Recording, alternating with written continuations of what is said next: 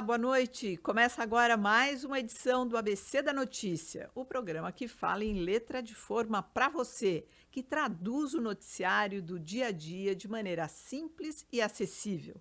Sabe aqueles assuntos que você ouve a semana inteira em todo lugar, mas no fundo sempre fica uma dúvida? Então, aqui no ABC da Notícia, você encerra a semana com os assuntos na ponta da língua. Eu sou Maria Cristina Poli e sempre aqui comigo o jornalista Alexandre Sayad. Juntos e com convidados, nós vamos explicar tintim por tintim algumas notícias quentes da semana. Boa noite, Ale. Boa noite, Cristina, Poli. Prazer estar aqui. A gente tem que lembrar que o boa noite pode valer para bom dia e boa tarde também, já que a gente também está nas redes sociais do ABC da Notícia, né? As pessoas podem acessar a qualquer hora do dia. Ah, isso que é bom fazer o programa em dois, que sempre o outro lembra de uma parte que você não Exato. lembra.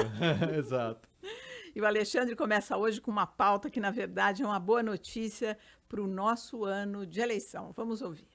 Mas com o objetivo de combater as fake news. Entre elas, as mais famosas: Twitter, Facebook, Instagram e WhatsApp. As redes sociais se comprometeram a priorizar informações oficiais com o objetivo de reduzir o impacto das notícias falsas. É isso, você ouviu aí, desculpa, vou pegar de novo, tá? É isso, você ouviu aí um trechinho de um noticiário que conta algumas das nossas pautas aqui. E esse é uma notícia das plataformas digitais, incluindo então a polêmica Telegram, que também aderiu a um programa para enfrentar a desinformação no Brasil. O que chamou a atenção no noticiário, que merece boa explicação, Alê, qual é o pacto, então, que foi firmado aí entre essas plataformas e o Tribunal Eleitoral? Poli, duas questões que a gente precisa entender. A primeira é que esse programa ele pretende ser permanente de enfrentamento à desinformação no âmbito eleitoral. Ou seja, a gente tem no Brasil eleições de 2 em 2 anos, mas para ele realmente ser efetivo, ele tem que durar e ser permanente. A segunda questão é que ele enfoca os processos relativos à eleição, ou seja, urnas, urnas eletrônicas, boatos sobre fraudes nas urnas eletrônicas, boatos sobre credibilidade do próprio órgão, do TSE, quer dizer, são questões ligadas ao processo eleitoral em si. Uhum. Ainda tem um passo importante que é para chegar nos candidatos, quer dizer, como é que isso chega em quem está propagandizando um candidato ou outro. Quer dizer, são dois aspectos para a gente olhar para esse pacto.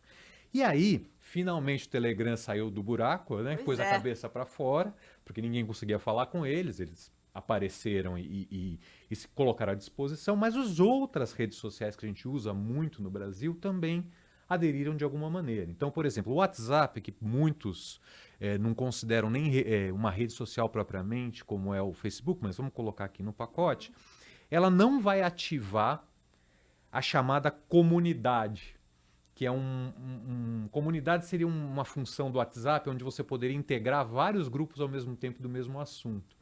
Isso poderia disparar muitas mensagens para muitas pessoas de uma vez só. Então eles congelaram essa função durante a eleição. Uhum. Né? Não, é interessante você falar exatamente desse ponto, que ele está aí no pacote da lei de fake news, que ainda não foi nem para frente nem para trás, mas apesar de se arrastar aí em Brasília, é um ponto que existe uma parte dos nossos políticos que quer que esse pacote seja votado, mas existe uma resistência para a entrada em vigor aí antes das eleições. E tem exatamente isso que você está falando como um dos pontos, que é o funcionamento dos robôs, impulsionando aí essa máquina de mensagens em massa, não é? Então, eu acho que esse é um ponto interessante. E outra coisa que, por influência do STF, as plataformas podem passar a ser consideradas meios de comunicação. E isso prevê a cassação dos candidatos que fizerem uso das plataformas como veículos. E eles podem ser punidos aí. Exatamente, porque os meios digitais nasceram de outra maneira, né, Exato. do que os meios que a gente está acostumado, chamados tradicionais. Então, muitas vezes, como a produção é descentralizada de conteúdo, tem uma questão de regulação que é muito complicada aí por trás, que cada país tem agido de uma maneira, né? Agora, o Twitter é bom falar que o Twitter ele recebeu uma chamada aí do Ministério Público Federal em janeiro, porque ele vinha... muitos perfis falsos estavam causando desinformação, publicando fake news. Então ele criou agora um botão que você denuncia anonimamente qualquer perfil. Tem sido controverso. Qualquer pessoa pode... Qualquer pessoa, você não precisa nem ter conta no Twitter para denunciar um perfil. Tá meio desordenado isso ainda e o Twitter ainda não veio a público comentar isso. Pode ser até virar uma perseguição, de repente. Pode virar uma perseguição e parece que é o que está acontecendo. Alguns perfis sendo derrubados, mesmo sem estarem propriamente disseminando informação falsa ou fake news, entende? Quer dizer, alguém persegue uma pessoa por estar apoiando outro candidato e denuncia. Uma ferramenta boa para cancelamento, por exemplo? Para cancelamento, é a ferramenta ideal para o cancelamento, não digamos assim, né? Agora, você frisou bem, né? Todas essas ações de políticas públicas, elas têm que funcionar em conjunto, como se fosse uma orquestra. Né? Em todo o mundo, lá na Unesco a gente estuda isso, quer dizer, no mundo inteiro não existe uma bala de prata, não existe uma panaceia, um remédio para acabar com a desinformação. Você precisa agir em vários campos, de maneira orquestrada. Né? Então, todas, se bem regulados, tudo isso funciona bem. Agora, tem uma questão muito importante que é da educação midiática, que a gente bate sempre nesse ponto aqui. O que é isso? É que as escolas e bibliotecas, enfim, outras instituições de ensino passem a educar as crianças e jovens para o consumo. Enquanto a política pública oficial não vem. Não vem, né? Porque a política, eu acho que a gente está falando aqui, de uma certa maneira, a gente está falando no bastidor, de um antibiótico para essa doença. Não é? Que você sana aquilo na hora. Mas tem sempre como se precaver. Tem a chamada profilaxia na medicina, não é? Que você toma um remédio para não ficar doente, né? E a profilaxia passa pela educação midiática. Inclusive, Cristina, não sei se você vai chamar a Patrícia, mas a gente tem uma entrevista da Patrícia do Instituto Palavra Aberta. Exatamente. A gente podia ouvir porque eles têm uma campanha muito bem feita. Muito bem feita. Exatamente nesse sentido, nessa direção. Vamos ouvir. As fake news atrapalham o período eleitoral porque eles poluem ainda mais o ambiente informacional. Elas fazem com que o cidadão, com que aquele consumidor de informação não saiba em quem acreditar. E muitas vezes elas são construídas justamente para manipular emoções e para fazer com que o cidadão passe a acreditar numa versão e não no fato propriamente dito.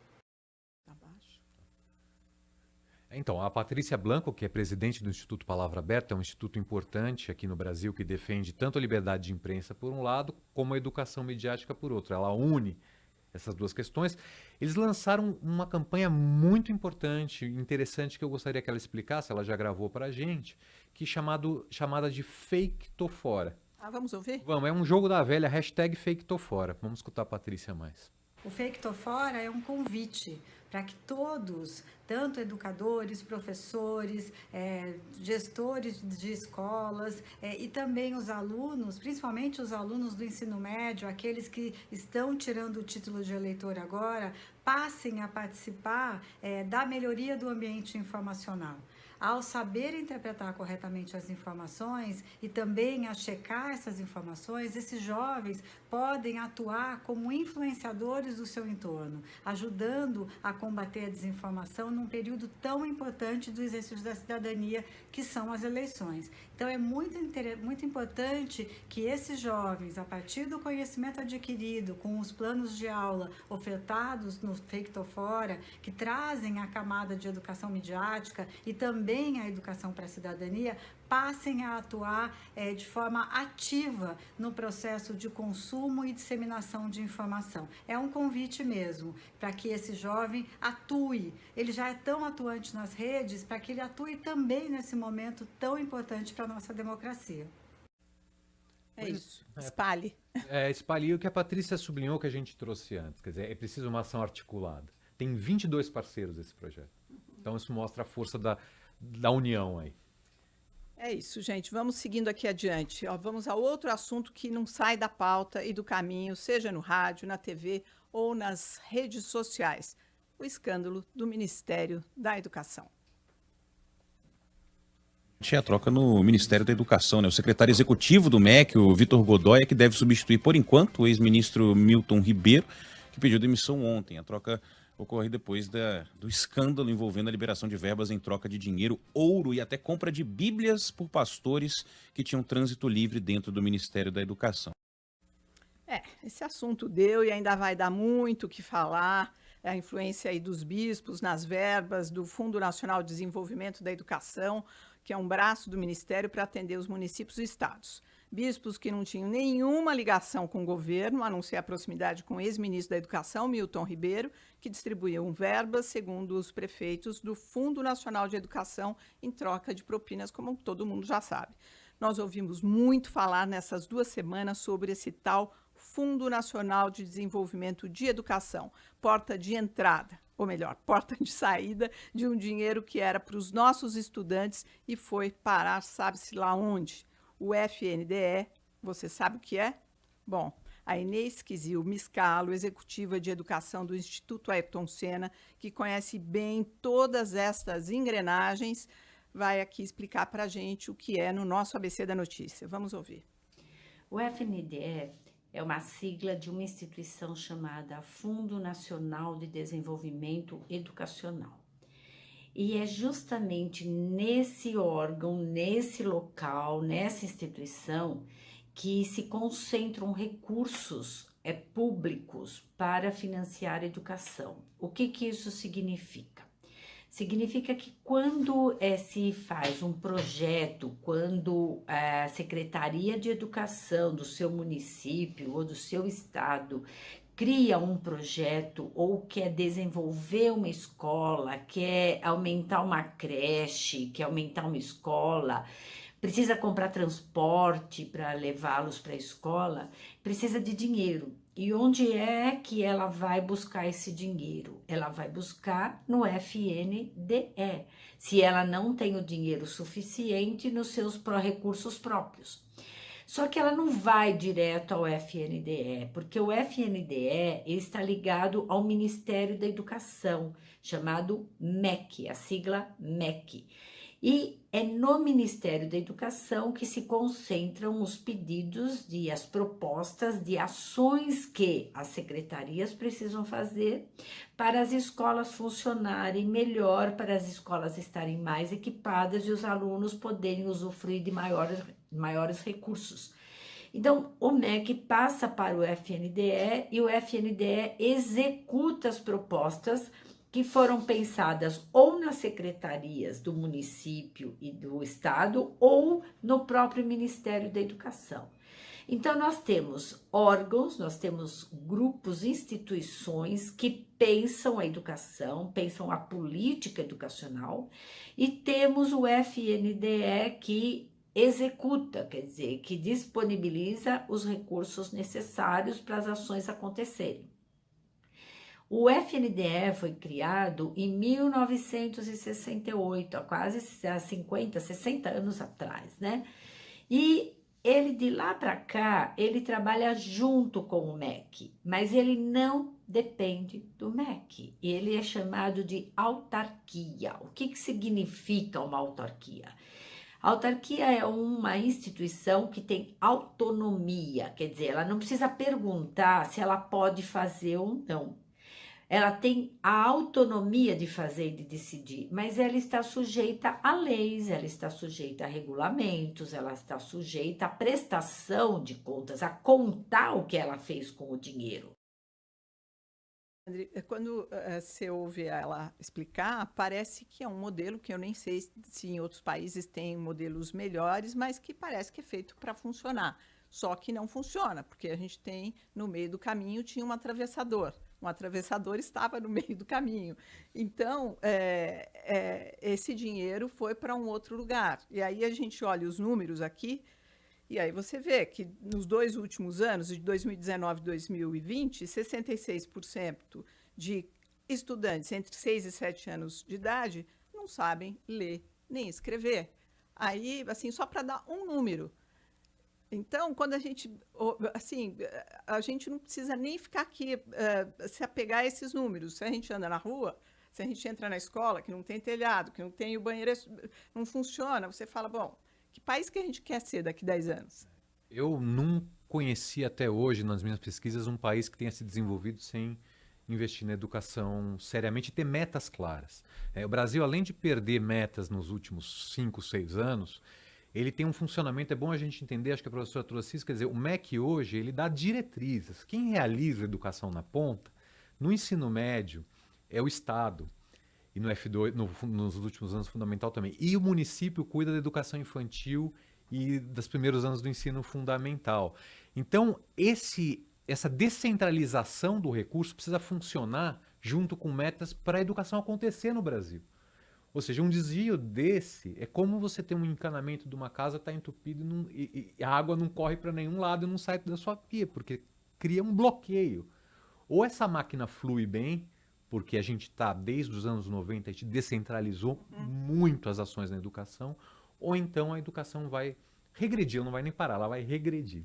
Agora, uma coisa que eu queria, só para a gente encerrar esse capítulo aqui, é dizer como essa notícia tem a ver com a anterior, que a gente estava falando de educação midiática. Ela tem muito a ver, porque a gente está em ano eleitoral, a gente vai escolher os nossos candidatos, em quem a gente vai votar, e a gente não pode acreditar em tudo que a gente ouve sem checar, sem saber exatamente o que aquela pessoa está dizendo, ou que alguém disse para a gente. Essa notícia aqui, gente, tem tudo a ver com a primeira, que é a qualidade da informação, de onde ela vem. Não acreditem naquilo que estão te dizendo antes. Vão lá e chequem, porque vão te dizer que vão fazer a melhor escola, a melhor educação. Quantos anos a gente ouve isso? Há quanto tempo a gente ouve dizendo que vai ser tudo diferente, que vão reconstruir a política educacional brasileira? E isso não acontece. Não é desse governo, não é do passado, nem do retrasado.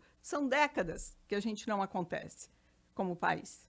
Bom, seguimos adiante? Senão só uma dica, cobre do seu candidato a plataforma para educação. Seja o candidato no nível federal, então estadual. Exatamente, exatamente. Cobrar, checar, ver, porque, olha, gente, nós estamos colecionando 4 ministros da educação, 4 presidentes desse FNDE, além de 5 presidentes do INEP, que é o órgão que é responsável pelo monitoramento e avaliação do sistema educacional, que além de aplicar o Enem, que é a porta de entrada dos jovens para o ensino superior. É uma loucura isso, né? Então, quer dizer, ninguém está nem aí com a educação no Brasil. Bom, seguindo adiante, aqui nós vamos falar agora dos desastres climáticos no Brasil. Você tem ouvido falar muito sobre a ONU, especialmente em função da guerra na Ucrânia. Você sabe que a ONU é uma organização que reúne 193 países. Um dos objetivos dessa organização é a paz entre as nações, encontrar caminhos para a resolução de problemas através da diplomacia, da conversa. A ONU tem várias frentes de trabalho: alimentação, tecnologia, tem a Unesco, que trabalha com educação. O ABC da notícia, aqui, o nosso ABC, por exemplo, tem o selo de qualidade da Unesco 1000. Nós temos aqui o selo de qualidade. O Alexandre é um dos representantes da Unesco 1000 no Brasil. Ele está aqui ao nosso lado, não por acaso, porque ele é da Unesco 1000 e o nosso programa tem esse selo. Mas eu dei essa volta ao mundo, gente, para dizer que a ONU está preocupada agora com os desastres naturais, como o de Petrópolis, por exemplo, e a meta é que, em 5 anos, todos os habitantes da Terra possam estar protegidos por um sistema de alerta para chuvas, tornados e ciclones. O mapeamento de áreas de risco do governo federal mostra que 4 milhões de brasileiros moram em áreas de risco, o que poderia ser diferente, mais eficiente, se tivermos este alerta. Esse alerta que a gente sabe que é um trabalho que a ONU está fazendo já há algum tempo, e tem um brasileiro nessa equipe que chama Eugênio de Lima, é um brasileiro, um cientista, consultor da ONU para desastres naturais. Ele é diretor do Comitê da Unesco para Deslizamentos. Vamos ouvi-lo. Então, o sistema de alerta é um sistema que antecipa um perigo. Então, ele tem que avaliar quais os perigos que existem. Depois ele informa e explica para aquelas pessoas, comunidades que podem ser atingidas, como é que ocorre esse perigo, como que ele funciona e que consequências que ele pode ter. Aí ele prepara aquela comunidade para se proteger daquele perigo. Ele também avisa através de sirene, ou de aviso luminoso, ou mesmo de informação pelas pessoas, quando que é provável a ocorrência desse perigo, com uma antecedência que permita que as pessoas possam tomar medidas de proteção a elas e a seus bens. O objetivo do sistema de alerta é oferecer mais segurança para a comunidade. Porque o mapeamento de risco é que indica onde é mais provável a ocorrência de um fenômeno perigoso. Sem o mapeamento de risco, o sistema de alerta não consegue ajudar a proteger adequadamente as pessoas, porque daí ele se transforma numa simples notícia de possibilidade de perigo. Por exemplo, ele diz que pode ter um deslizamento. O sistema de alerta pode dizer, pode ocorrer um deslizamento, mas não indica em que lugar que pode ocorrer esse deslizamento, quem que pode ser atingido. Como a informação, então, ela fica dispersa para todo mundo, é comum que as pessoas pensem, isso daí não é para mim. Olha, só para pontuar só esse assunto aqui rapidamente, eu gostaria... O assunto, claro, já entrou no calendário brasileiro, igual o carnaval, a gente tem os deslizamentos e tudo mais. Mas eu gostaria só de destacar o trabalho de um cientista brasileiro que faz parte desse time da ONU. Ele comentou comigo antes, ele falou, olha, a gente trabalha aqui gerando conhecimento para diminuir o sofrimento das pessoas. Ou seja, apesar de tudo, apesar desse descaso com o cientista e a ciência brasileira, nós temos aí pessoas que trabalham duro e fazem a diferença. Alê? Bom, é isso mesmo. Vamos para o próximo tema? Vamos. Olha, a gente vai falar agora de um assunto que não é todo mundo que conhece, eu também estou aprendendo, viu? Para isso eu vou chamar aqui... Corta. Eu acho que tem que refazer, porque ele já tem que estar aqui. É isso que eu ia falar. Eu ia falar, entra. Então, peraí, eu chamo, porque eu lembro que eu pus um textinho aqui, tá? Então, eu achei que você fosse chamar. Eu peço para você. Falei, como é que eu vou fazer? Eu vou chamar ele vai entrar acenando, é como se tivesse plateia. Abre a porta do estúdio. Maria Braga. Bem de improviso, né? Um copo de café na mão de plástico, abre a porta do estúdio. Já tá com 20? 21. Mas eu acho que tem umas coisinhas. Acho que dá para enxugar aí, né? Pensando, talvez. Naquele da educação eu fiquei tão... É uma coisa que me pega tanto. Olá. Mas essa coisa Vem de entender comigo. que a gente está num sistema mais descentralizado, eu acho que é importante, porque senão acho que tudo depende do MEC, não é assim mais. É muito legal. A gente vai fazer a abertura. Pontuar que a gente vai ter vários temas. Tá. A ABC da notícia, a Maria Puxadora, Tá. hoje Tá. a gente vai falar de Tá bom, tá bom, tá bom. Aí, Tá bom. Pode ir? Eu quero uma capinha dessa, hein? Você viu? Essa Adorei. aqui eu usei no... Eles não podiam nem estar usando aqui, né? Toda a concorrência. Então nem vou fazer a foto de cá pra cá. Vai gravar agora? Melhor emendar o tupi, né? não. Mas aí eu peço para você apresentar. Você que sabe. Tá.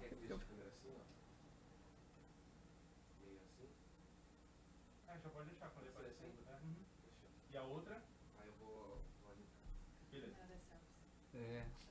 Beleza.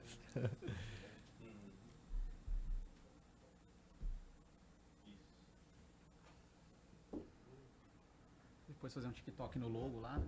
Isso, Fazer. claro, legal. Faz TikTok? Tem que fazer.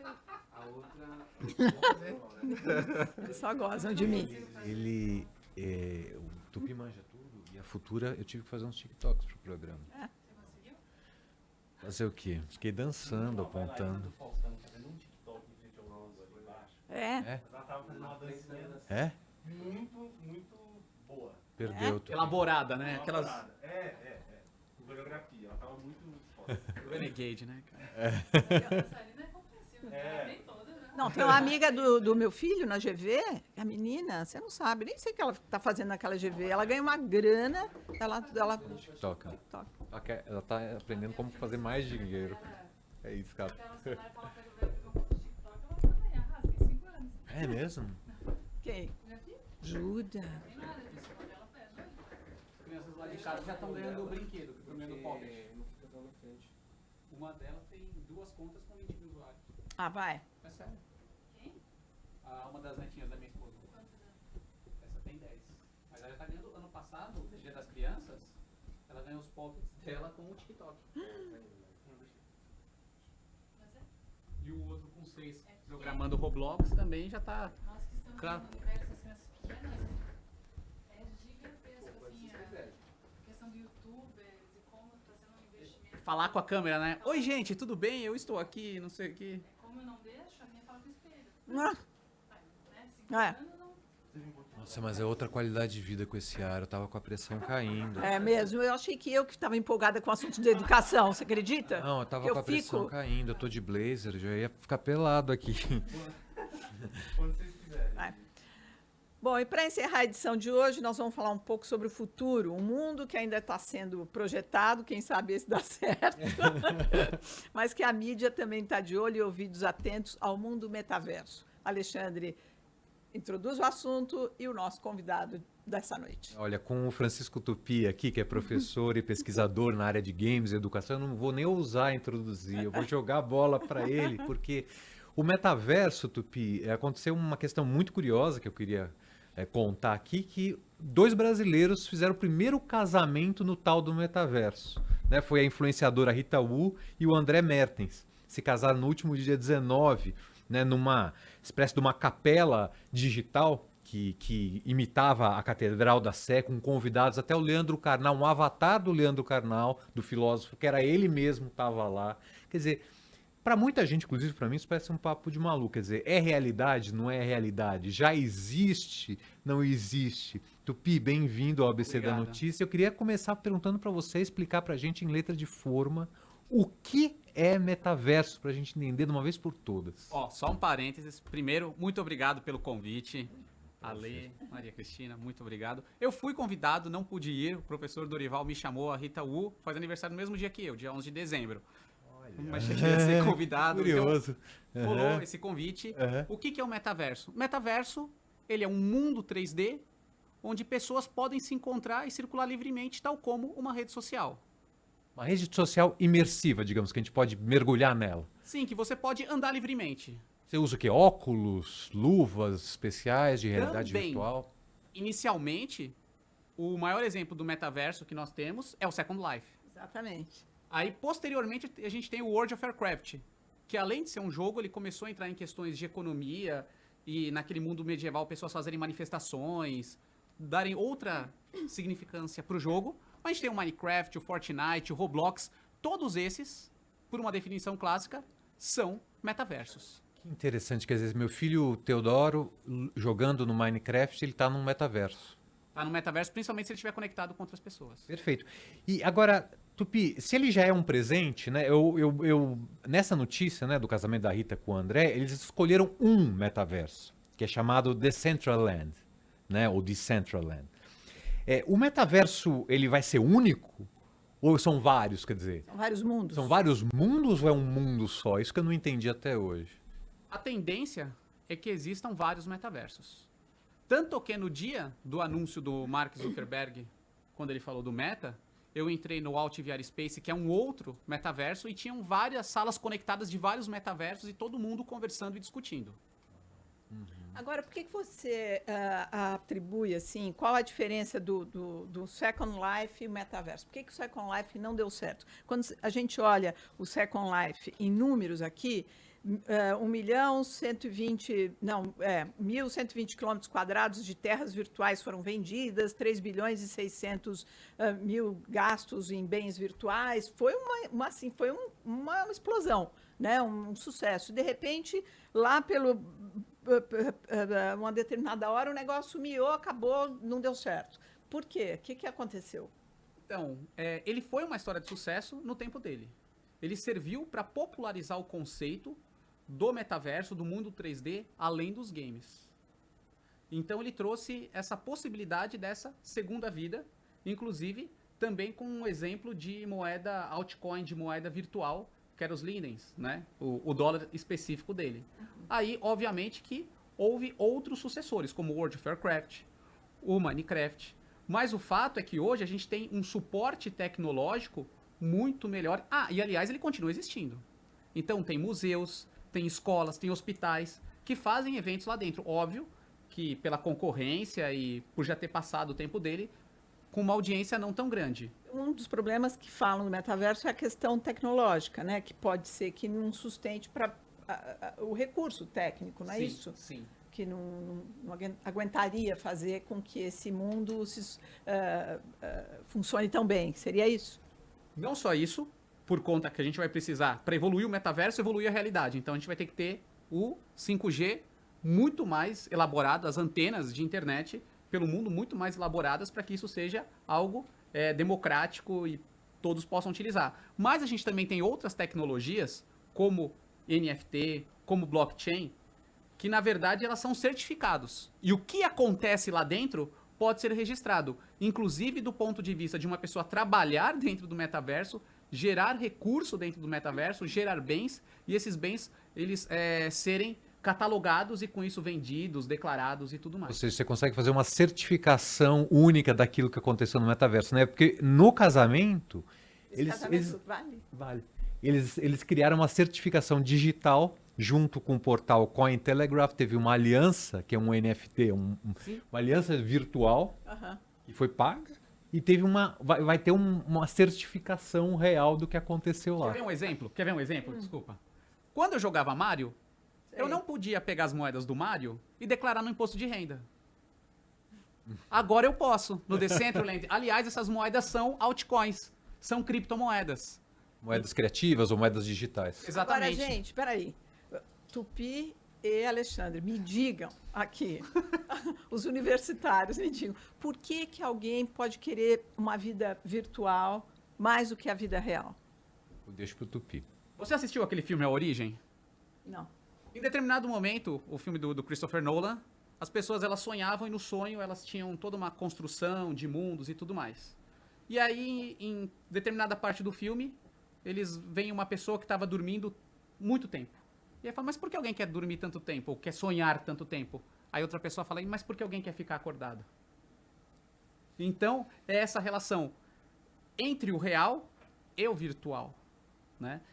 O mundo que você constrói, o mundo que você imagina e pode... E às vezes pode ser muito mais real ou muito mais legal do que a própria realidade. Quer dizer, vale um pouco o que a gente acontece vendo nas redes, quer dizer, você consegue ser corajoso através da sua tela, do seu avatar, você consegue ser amoroso, você consegue dizer o que você não tem coragem de dizer pessoalmente, é isso? Isso. E aí a gente retoma a pergunta do óculos da realidade virtual. Porque aí você tem a realidade virtual e a realidade mista. Essa é a chave do sucesso. Sim. Porque aí o que acontece? Hoje eu acordei que era um mundo medieval. Ligo aqui meu óculos, ele tá de rei, você tá de rainha. Então, a realidade, ela tá a um passo de ser remodelada. Uma nova percepção do real, isso está trazendo. Inclusive com dispositivos não só visuais, mas dispositivos de tato, sistemas hápticos. Então eu abraço uma pessoa à distância e eu sinto essa pessoa, eu colho uma maçã e o meu óculos e a minha luva dão essa sensação. Há quem aposte que é mais uma coqueluche do momento. Que é mais uma moda. Uma moda, que é passageiro, que é modismo.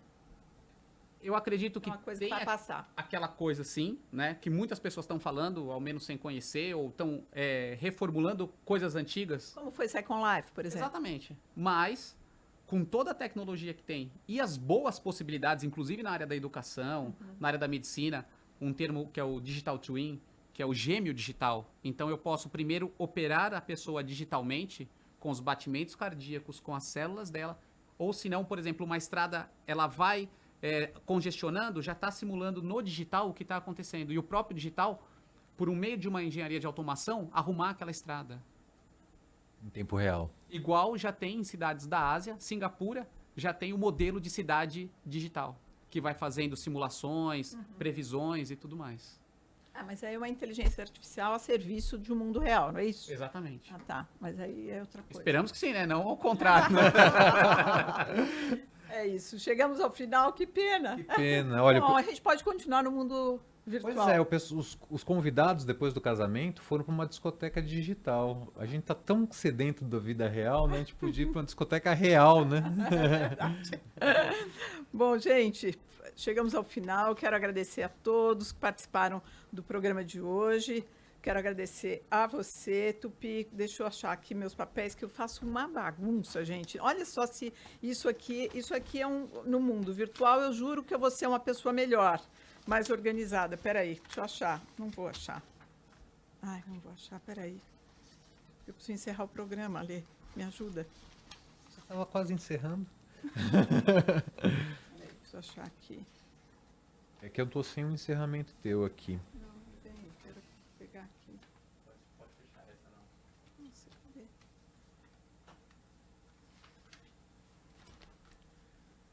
Tupi, você mandou muito bem. Mesmo.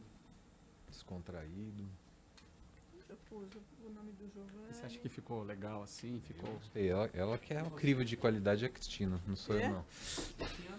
Você viu que eu anotei? Não joguei fora. Gente, que absurdo uma pessoa ser assim.